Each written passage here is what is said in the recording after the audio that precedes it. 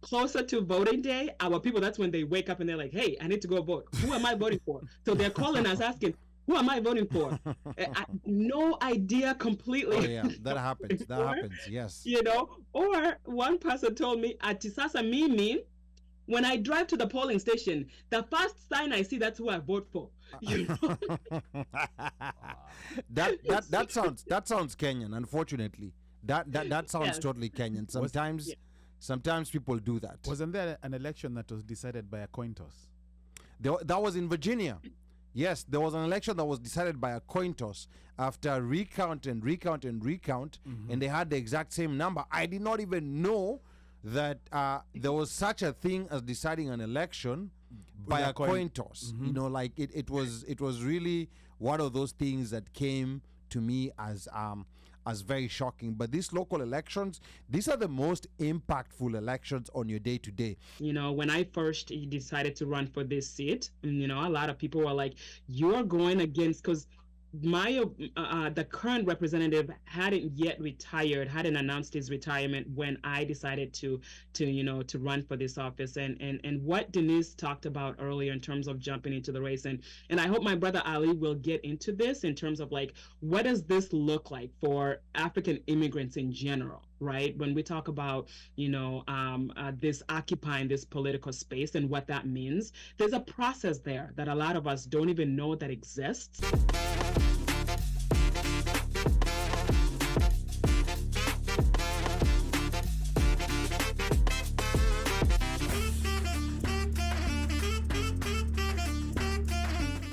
But one thing, I'll take you back a bit to, like the controversial side that we sometimes don't like talking about, because we as Africans, sometimes we're within our own nationalities and everything. So with you being a Liberian, what is it that that inspired you to join her campaign team in the primaries when there was a Liberian running?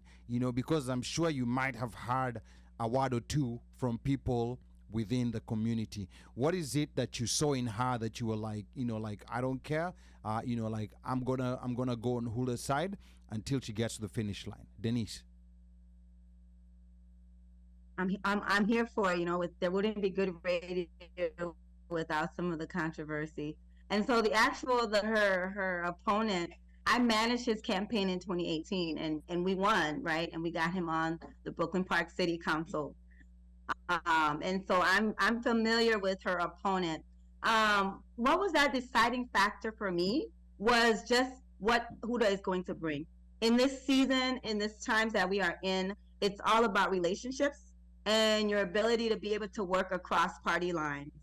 It's very important right now. We understand what's happening when it comes to the GOP and the DFL.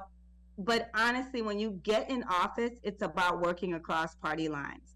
One person cannot solve all the problems on their own. They're going to have to be in relationship and make connections across party lines. She's going to have to work with Republicans, and she's going to have to work with other seasoned Democrats, right? That have already been there. They have their own agendas. They have things they have been working on. They've been trying to pass. And her being new, she's going to have those relationships. And so what Huldah brings is that ability to create those relationships. When she ran in 2022, she was able to do a lot of that work, right? And so those are some of the deciding factors for me that I said yes. And she made it known right away, right? It was not something she needed time to think about. She didn't need time to process it. She made it known right away. And that's important. When you're going to jump into a political race such as this race, how this seat was so important, you have to come to the plate sooner rather than later. And she did. She came to the plate sooner than her opponent. She has been doing the groundwork. She supported other campaigns in 2022. Even when she didn't make it past the primary, she supported. She let people know, I'm here, not for one time, not just for a season. I'm here to help to move this community forward in whichever capacity that I can do that. Even if it's just going to be a citizen sitting on a commission or sitting on a board, I'm here. I'm not going anywhere. I'm going to continue to do that. I'm putting in the work, and I hope to have your support in 2024. And so we're here. We're still supporting her. She put in the work. She's continuing to put in the work. and she understands there's even more work to put in once she gets into that seat. All right. Because voting her is one thing. We're going to be there every step of the way to hold her accountable. Oh, amazing, amazing. Now, District 38A, you also said it has the demographic also includes Somalis, because Minnesota is famous for the Somali population. How have you been engaging with that specific community? Because I mean, I don't know the distribution, like within the district, but how well have you been engaging with them, and how much support are they showing towards Huldah's campaign? Oh, wow. She has, like I said, she has been making those relationships happen. She's been working on them, right? And so when you look at her campaign team, it represents the district. It represents who she is, right? The ability to work across diversity. So she's been intentional to have intimate conversations with leaders in each ethnic group you can think about. She has been there having those table conversations, living room conversations with those leaders. Yeah. And then those leaders are the ones she her to bring her to their community. So we respect the cultural norms and traditions of communities, right? Where you have to go to the community leaders. You have to kind of get their blessing. We African understand that, what it means to get their blessings. And in getting that blessings and going to them, those people then take her out further to their community. So baby showers, weddings, county organization events, you name it. She's there talking about the campaign, wanting to hear from people what is important to them, and adding those issues to her campaign. Her platform was built on these conversations being out there in the community. So that is how she's making sure that she can reach the Oromo, the Somali, the Hmong, the Black, the Liberian. You name it. Everybody has been receptive of her. Those leaders have given her their blessing, and this is why she's made it this far. And we're going to make it in come November 5th to seal the deal. Wow, Denise, thank you so much. I like, even the way you're talking, I feel like running for office and making you one of my campaign managers and one of my come on, we're ready. Yeah, so thank you so much. A couple of comments here were coming as you were speaking. Jojo Kilimanjaro saying this is the beginning of a big thing. Let's join hands to get Huldah in and open doors for others. And then I have Abel Abe says congratulations. And then Global Fatherhood says, Denise, thanks for your support and motivation. Then we have Annette Karanja. Annette Karanja is our local political star here. We are building her up. We want her to run for office. She was supposed to be in studio today, but she's busy with the campaign of gubernatorial candidate Angela Also Brooks. Senatorial candidate Angela Also Brooks. Wow, I'm even confusing this. Yeah, so she's busy campaigning for her, so she was not able to make it. And then she says here the local volunteer-driven work makes so much progress in our communities. Here she has been active prior to this campaign. So thank you so much. And then I think on Facebook, I want everybody to make sure that they're contributing. They're contributing money. The links are posted there. We've been posting the QR codes, so make sure you're contributing to the campaign. This will help Huldah get to the finish line. If you're elected, you're going to be inheriting a seat currently occupied by incumbent Michael Nelson, who's also a Democrat who won and opposed in the 2022 election. And he's apparently been on that seat for a very, very long time. There's been a lot of redistricting, within that area. So it was very confusing when I was researching the area, because I've been to Minnesota before. I've been to Brooklyn Park, but I can't tell you what's where, so I was seeing, there were parts that were heavily Republican, there were parts that were heavily Democrat, but now you're running against Republican Brad Olson. Please just tell us how you're currently looking, or how the polls are currently looking, and what you have to say to voters that are still 50-50 about Huldah. They're like, I don't know, we don't know who she is. She doesn't look like the previous representatives we've had in this area. I don't know about that. Like. Yeah. No, there's some people who are saying that, from what we are getting on the ground. She doesn't look like the previous people that we've had here. So what are you going to tell these people, Huldah? Absolutely. First of all, we are seeing a lot of voter turnout, early voting. Our team has been very intentional about getting the people to our community to get out and vote early, especially with everything that's going on the national stage. And really the drive for seeing those numbers go up, this very well, in the beginning, early voting period of this general election is because of what happened, right? We saw a couple of months ago where, President Joe Biden stepped down and then obviously endorsed Kamala, and she won that DFL endorsement ticket. And that jolted, I felt like that was like a jolt of life to the DFL party, not only at the national level, but at the local level. And we're definitely, obviously, with everything that's going on and with the rhetoric in the national arena, is getting people really anxious about the general elections, and people are going out and voting, which is good. So like Denise mentioned, this district is very diverse, and it has leaned Democrat for 20 plus years, right? You mentioned Mike Nelson, the current representative, who will officially be done with his term. He's been in office for 20 plus years, and in last election cycle, like you said, he was not opposed, and that goes to show you how far this district has come in terms of representation. Denise talked about representation, and that is a core part of my why, is because this district being the most diverse district in the whole entire state of Minnesota, when you look at its leaders, they don't reflect the demographics of this district, not only from the state level, but also for the local level. That is the city council on both, the city of Osseo and the Brooklyn Park here. Denise talked about, my primary opponent, our brother Russell Winfred. He was the first African immigrant or Black, I think Black elected official city council to the city council of the state of the city of Brooklyn Park, right? So that goes to show you that there's still a lot to go when we talk about representation.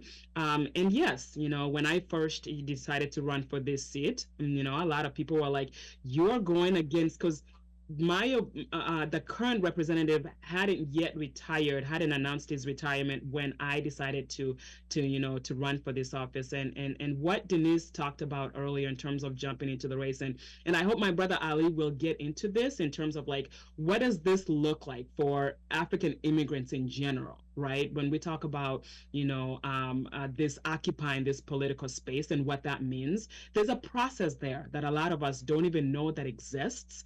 The institution of the political arena is so convoluted and complex that if you have no idea how it works, it doesn't matter what you do. You will never crack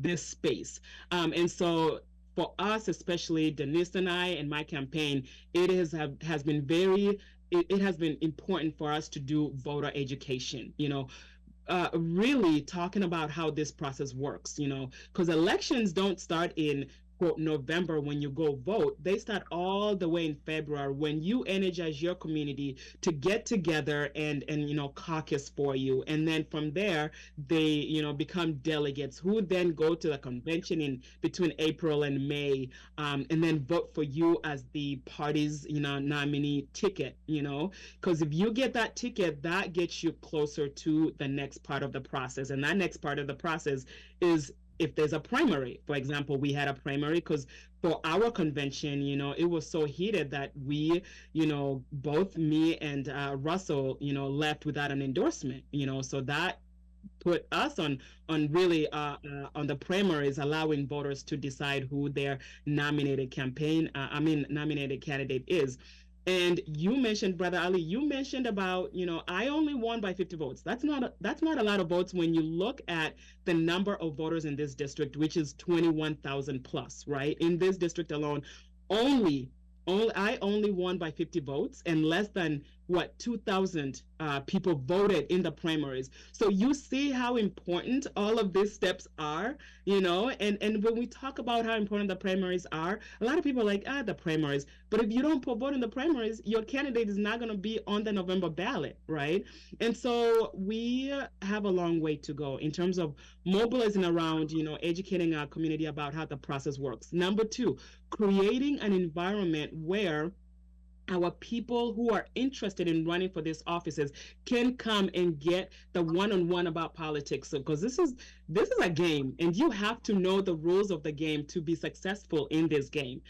So providing an environment where our candidates are being taught, creating also a collective effort. And that's why you mentioned Somali community, how they've been able to be so successful in terms of getting even one of their own in Congress.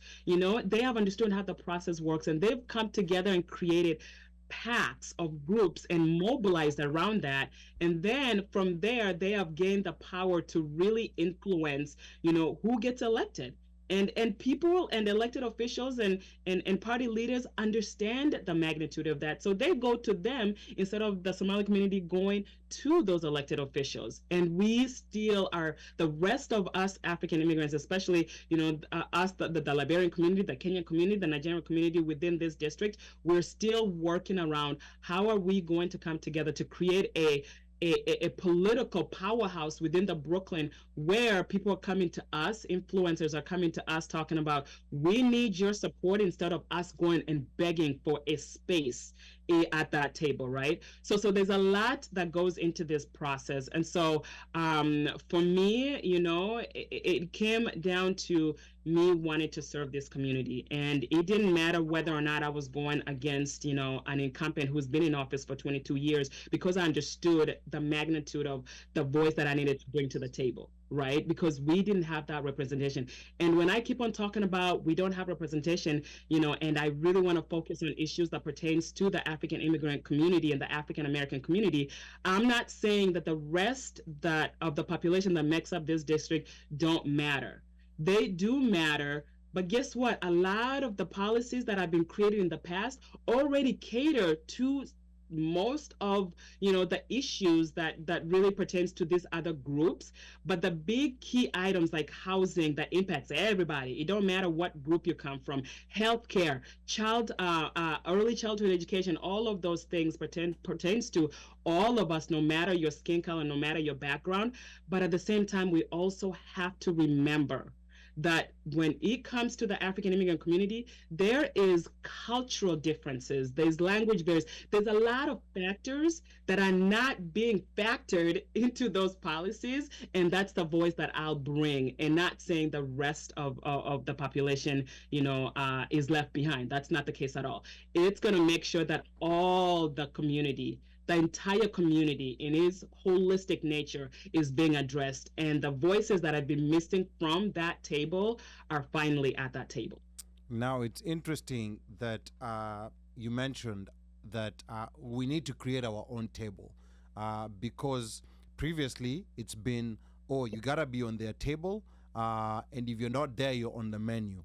But now the new system now is, let's create our own table. Let them come to our table, and ask for our support, and not us going to them. And of course, we've seen other communities lead from the front on this, like the Somali community, for example. They have someone in Congress who's representing. Of course, she's representing her district in Minnesota, but she's also representing, her community out there. So it's very important also to have diversity in the people who represent you, to show the diversity of the district. Now, Huldah, and maybe I'm gonna go to Denise on this, because she's the liaison for the African community. She's helping with the campaign. Want to know, is early voting already happening in the district, or how does it? Because I know this is different in every state, in different jurisdictions. Is early voting happening?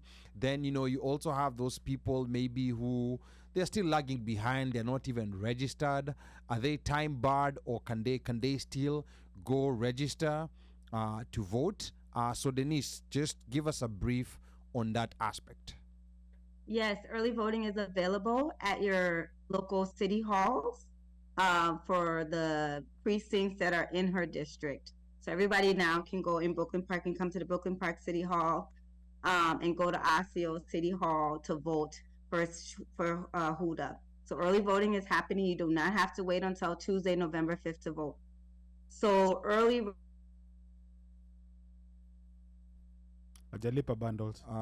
I think we registration ended Okay. October 15th. You can go and register the day of. You can into that precinct.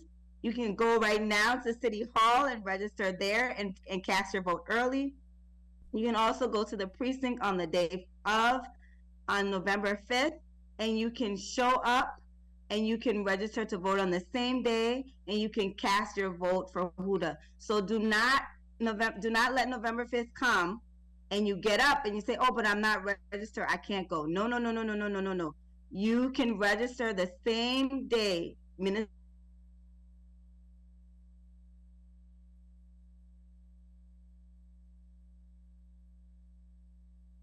has same day registration. This great state of Minnesota, that we allow people to register on the same day and cast their vote. So please don't wait. We know how we procrastinate and we put things off. Go get up, take you and your family, your mama, your daddy, your granddaddy, whoever is 18 and up, to go and vote right now. You don't need to wait until November 5th. Go and vote right now. Get your vote. If you have a ballot, if you had a ballot mail into you, mail it back now. You do not wait until November 5th to mail your ballot in. Mail your ballots now. You can take your ballots to City Hall, right? Mail your ballots in, and go and vote right now, right? You don't have to wait until November 5th. Okay, and I want to remind the listeners that the number to call is 202-683-4570. Press *5 to speak. I know there's a couple of other people who are running in your district in Minnesota. And they wanted to call in. So the number to call in is 202-683-4570. Press *5 to speak. And it's very interesting that in Minnesota you can go register all the way up to the day of the election. But I do not encourage people to do that. The earlier in Kenya we say mapema ndio best. Mapema ndio best means what does even mapema ndio best means?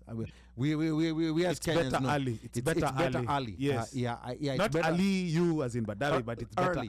early. Early. Oh, Yeah, sorry. yeah. Sorry. There you Early. go. There you go. Yeah. So you're better off doing this earlier to get it off the way, because there's a lot of shenanigans. I mean, Minnesota is not one of those states that has been associated with voter suppression, but there's been a lot of voter suppression in many parts of the U.S. In Georgia, in Texas. We have a lot of listeners from Texas. In fact, our Texas people, you've been a bit quiet tonight.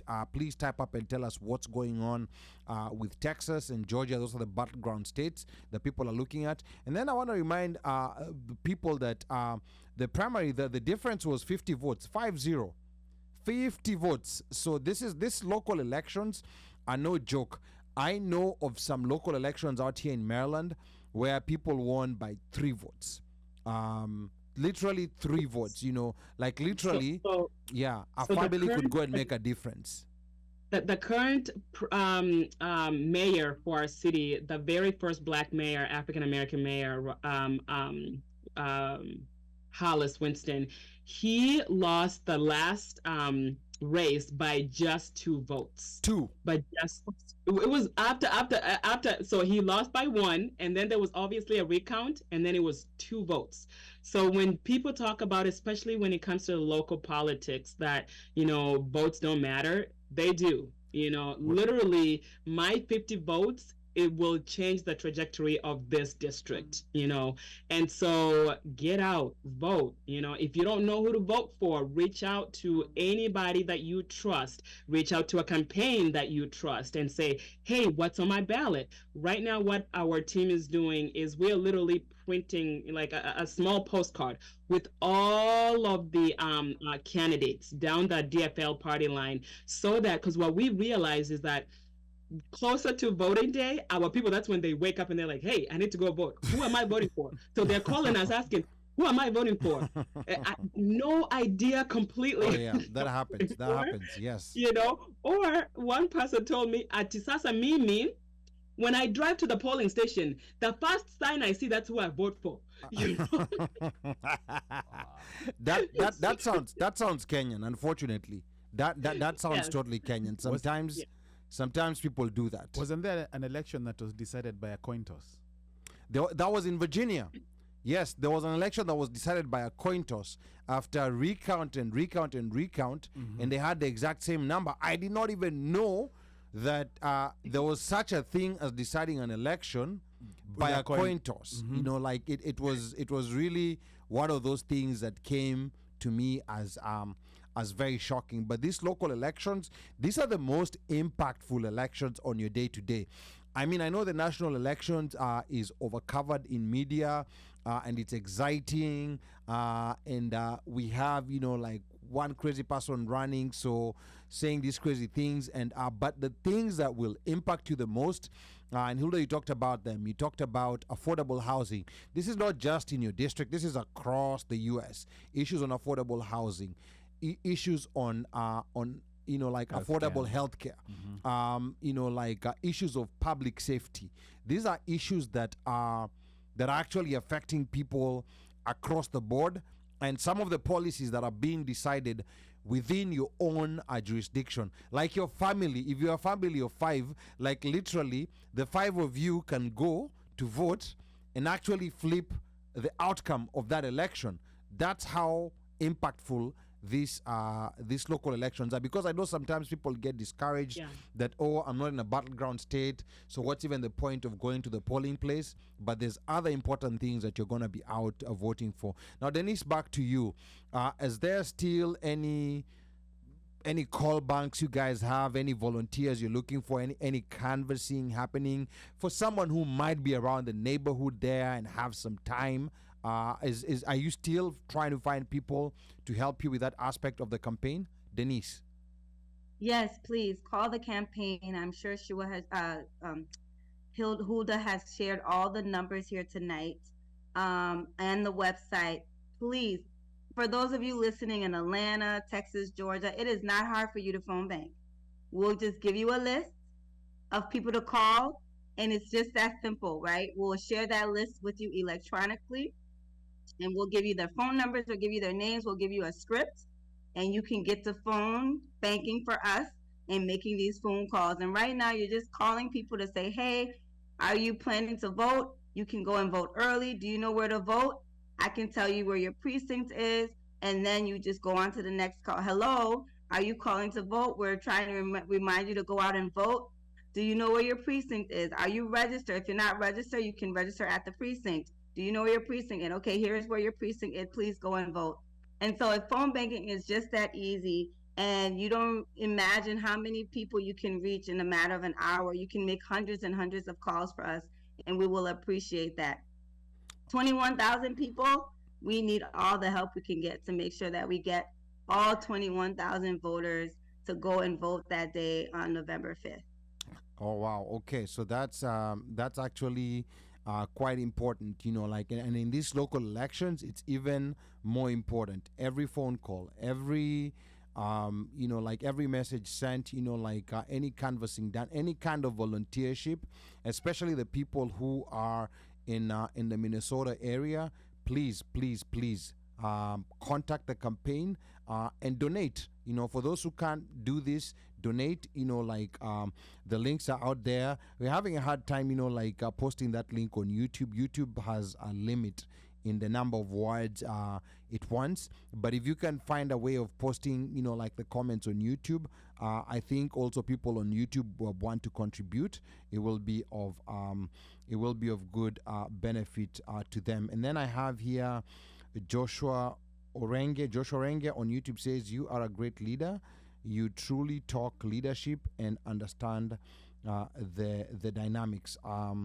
And then I think Global Fatherhood wants us to post the number on YouTube. So yeah, so we're going to post the number on YouTube. The number again, I will, you know, like say it out loud, and we're going to post it out on YouTube, is 202-683-4570, and press *5 to speak. Feel free to call in if you have any questions for Huldah. And I think we might already have a caller, Uno Mike. Thank you for calling the One Mic Show. 9037. That's the last four numbers. Please tell us your name and where you're calling from. Yeah, this is Daniel Munari. I'm calling from Minnesota. All right, Daniel, talk to us. Yeah, it's glad to hear Huldah participating in your show, and I've been listening, and I admire what this girl has been about. And she gave her live story, and I remember she was young. I mean, she was young. She can't remember, but I was there. I remember how we went to the immigration. We went to demonstrate with Paul Wallstone and the church where she used to go, Progressive Baptist. She has her journey has been quite a testimony of where God wants her to go. And I'm so proud of this girl. She's a fighter. She's a trailblazer. And God willing, she's going to make history so that it's not going to be just our history, but the history of we immigrants who live in the Twin Cities and everywhere else here in the U.S. Her campaign has taught us, we Kenyans or African immigrants, quite a lesson. Some of us have never participated in any political event because we felt like we don't belong here. Let the Americans do their thing and tell us who is the president, who is my senator, or we didn't even know who is your congressman. I mean, it didn't matter until Huldah started, when she jumped into this political fight. That's when we got engaged. I remember when people will come to my door, I mean, all these years that I've lived here in the U.S., I would be pissed off. What the hell do they want? But then I was one of the people who went to door knocking. I'm like, I realized that I've been mean to people who come to knock at my door because I don't know what they can mean well. But I would not even bother to open the door. But yeah, I was with Huldah and the team going from door to door, telling them about Huldah and her campaign. So we have learned we have learned a lot through our campaign. And as you, the producer, and the Huldah said, the campaigns here are very different. Back home, it means you, the candidate, is the one who actually gives people money. And here is the other way around. It's your people from your district who actually contributes. And I'm glad the host, you are doing a good job rallying the people so that Huldah can get the support that she needs so that she can close that line. I know when I go to our house, there are all these volunteers, there are young people who make phone calls, and I'm sure, it takes money.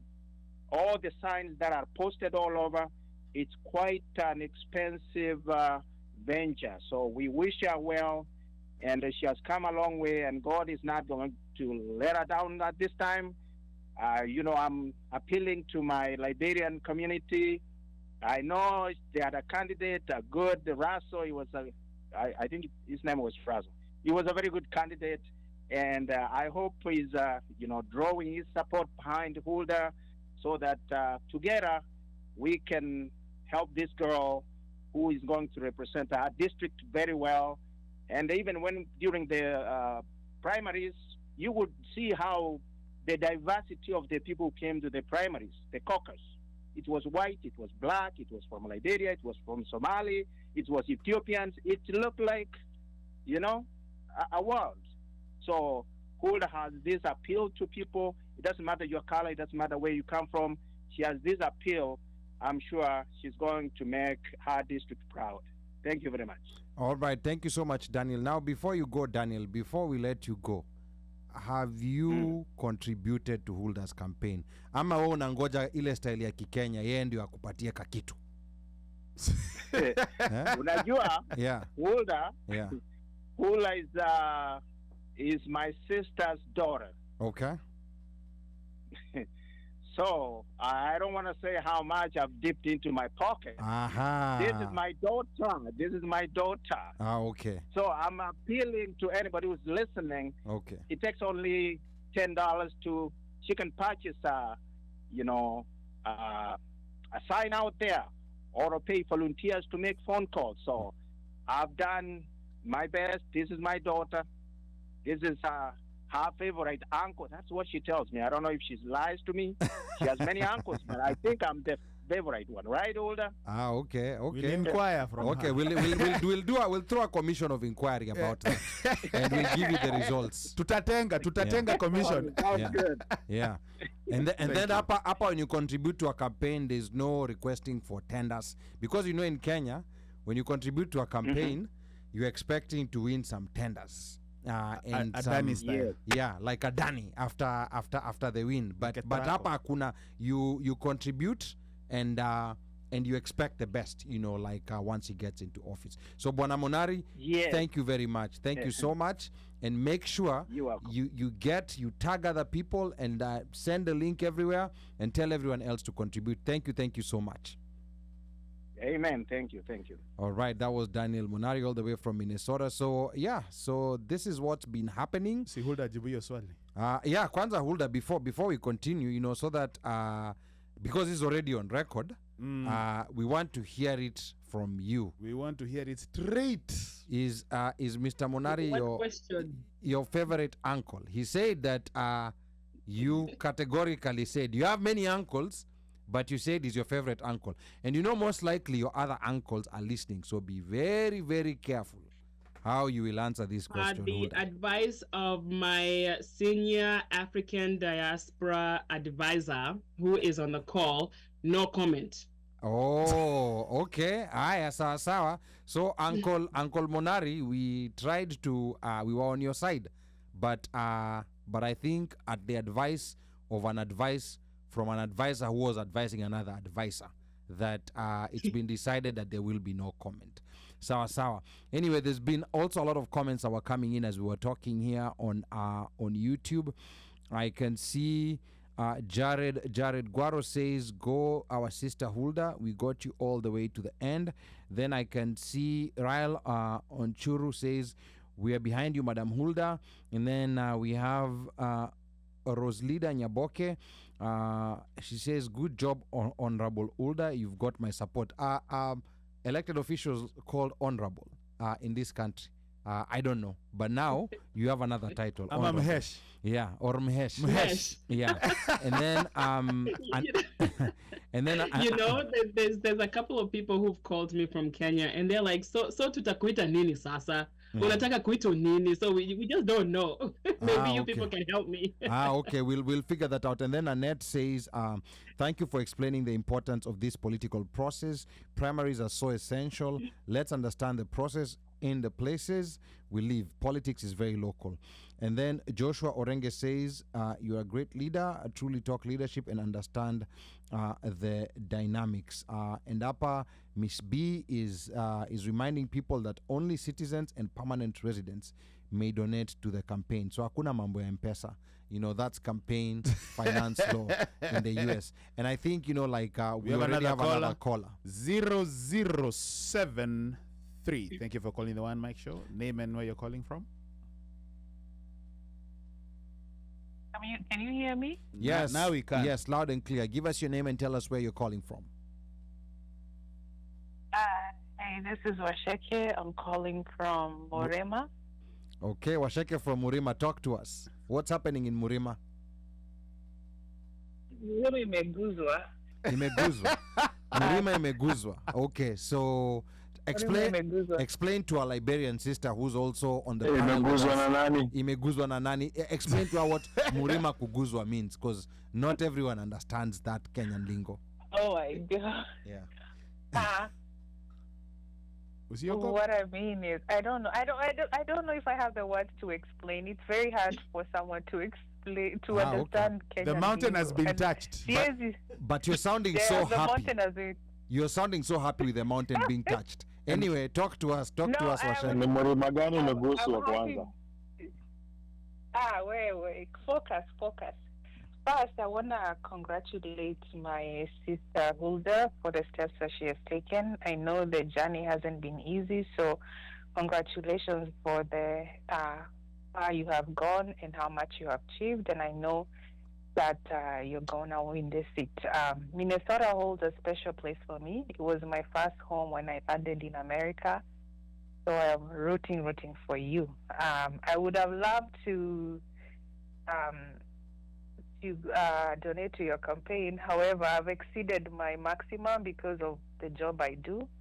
But I will reach out to, I have family in Minnesota, and I'll reach out to them and make sure they can contribute in kind or finances. So I have two questions for you. So our community in general, and not just Kenyans, but I feel like African immigrants in general, sometimes we're so removed from the politics, even our local communities. So my question is, how can we motivate our community members to be engaged in local initiatives like school boards, city councils, elected officials, to drive policy change? That's my first question. The second question is, I don't know if you addressed this, I was in and out, but you know, what inspired you to the journey that you have taken that now you're running for office? And the third question is, how can we nurture and ensure our kids are also actively involved in political discourse? One thing with us Kenyans, like we straddle two worlds. We're here in America, but our mind is so much at home. We're more involved in politics at home than politics in America that actually affect us more. Yes, Kenya does affect us, but we're living in America most of the time. Our kids go to school here. This is probably where they will spend most of their life and retire.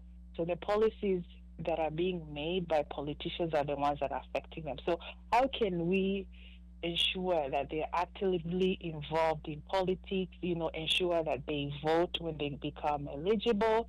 And when we see leadership qualities, how can we nurture that? I've noticed something in my daughter. She's 10, and since she was 5, she always advocated for something that she didn't feel that was right at school, to the point that now when the school is introducing something, they always seek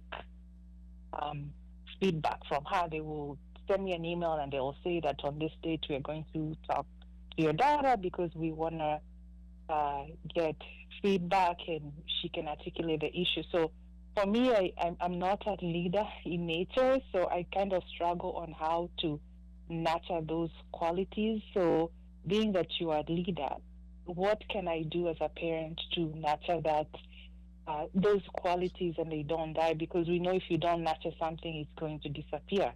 And also, are you looking at mentoring future leaders in our own kids within the community? Jojo is a Okio Mtata. Yeah, wow. But those are like, you said 2 questions, but those are like 6 questions. But I know Huldah has a very good memory. Oh, okay. She's prepared. No, she's prepared. She's prepared. She has a full scope. Or a little pad. Writing pad. It's a full scope. Oh, full scopes. Or it's a Kasuku exercise book. Yeah. All right, Huldah. Thank you so much, my sister. I appreciate you coming on here and bringing those very important questions, because I think for me, that is at the heart of why I got into this space, because the more I got into this space and realized the gap and the potential and all of this resources that our community was missing out on, as a whole, right? And for me, a big part of it was during COVID-19. when I was, part of, a group of leaders who were trying to really rally resources around the African American community within the Brooklyns, and really seeing, the huddles that we had to go to get those resources to our community. Even a basic, simple thing as, having, literature that is in Swahili, Liberian, you name it, right? And so I'm just gonna go through some of the things that you brought up. So I just really quickly highlight my journey to why I decided to run. It's because I saw the potential that we were missing out on. I saw all of this opportunities, and not having that representation at the table, and the need to have that representation. So that was why I decided to jump into the race. So you talked about nurturing our kids in politics. My team and I have been, again, intentional about creating an environment where we're bringing in young people to expose them, right? I went to a predominantly white institution. I graduated with 3 undergrad degrees, and a master's. And I remember, a lot of my friends, talking about, oh, I'm going to go shadow my dad at Boston Scientific. Oh, I'm going to go do this at Medtronics. Oh, I'm going to, I have a summer internship here and there. I didn't have that exposure. Nobody was telling me, oh, I'll take you to the nursing home so you can shadow what I do, right? Like, I didn't have that exposure to the possibilities of what's possible. Even how I landed in my current profession of data privacy and data regulation. That's another thing that we'll talk about one of these days, how we expose our kids to, opportunities that are normally not talked about in our spaces. It makes a difference when you expose, especially the youth, to what is possible. They have a different perspective. They have a wider perspective of what is possible. So for my campaign, we have been very intentional about bringing in young people and getting them involved. And to be honest, these are the young people that got me the win in August, right? They're the ones who are out there literally door knocking every single day. And some of them, because I was very open about, if there's something that you want to learn in this space, please let us know. So some of them supported, the admin work behind the scenes, and so the most important thing for me is to create an environment where young people feel like their voices are heard and they're valued in the process, and actually trust them to execute on what you're asking them to do. You'll be really shocked if you create that environment, what these kids will do, right? You talked about your young child and how you can foster that, and if you don't know, Denise talked about us African immigrants and how educated we are. The issue with our community is that we don't go back and tell, when we get to some of those big places or spaces that we don't see a whole lot of us, we don't come back to the community and say, hey, there's something here you people need to know about. And that's what I want to do. Once all of this is said and done, and we're getting this win, one of the things that I really want to initiate, especially from this office, is create an environment, even an internship program, where we have, a pipeline of kids who are coming through, taking them to the state capitol. A simple thing as literally walking through those doors, it changes you. Like, the atmosphere at the Capitol is completely different. You una feel different, right? And then explained to them, this is where real power lies, not on the streets out there. This is, if you want power, if you want influence, this is where it's at, and this is how you get there. So creating that pipeline. You talked about African immigrants are not really participating in politics. Well, that is true. Data has shown that time and time again. But we also have to address why. The question, why aren't we, most of us, involved in politics? And I think you mentioned a couple of things, right? But for me, when I think about African immigrants, Kenyans, Liberians, you name it, we often just face barriers to political involvement, to factors unfamiliar to the U.S. political system, right? For example, limited time due to how much we work. Some of us work 2 to 3 jobs just so we can provide and put a roof over our heads. I mean, our families' heads, right? And so not having that luxury of time, right? Sometimes, it's the disconnect, right? You mentioned, being disconnected from U.S. politics because you don't believe, or and a lot of times our community do not have that knowledge of how this process works, and because the process again is so complicated, right? We haven't been given that value, to say, oh, I have a stake in this. Now with everything that's been going on, especially in our district, with having 2 African immigrants going at it, I think the greatest thing that came out of it, besides me winning, right, was the fact that we really energized the African immigrant community to realize that they have a stake at this. This is the value of making sure that you do participate. You do your part in order to get your candidate elected. And also language barriers, citizenship requirements. Sometimes a lot of our people really sit here and they're like, well, I'm not a citizen, so I can't participate. And that is completely wrong. Just because you're not a citizen doesn't mean that you can't participate, right? You could still come out here and participate in supporting your favorite candidate, door knocking, talking to voters about why you are supporting, your favorite candidate. A good example of non-citizens participating in the political process. So the DFL party, the last election cycle, amended their bylaws to include permanent residents. Actually, anybody, as long as you lived in that district, it didn't matter your migration status. You can actually vie to be a delegate at caucuses. That is huge. That means that is your vote, literally right there, without you being a citizen, to help get a candidate of your choice in the political process to help them get elected, even if you can't vote in November. So there's a lot of factors that goes into why us Africans don't get involved, but this is the most important thing that I think that you brought up. We have one leg here and we have one leg back home. I want to tell our people that we're not, most of us are not going back home. Most of us are having kids here. We're investing here. We are having houses here.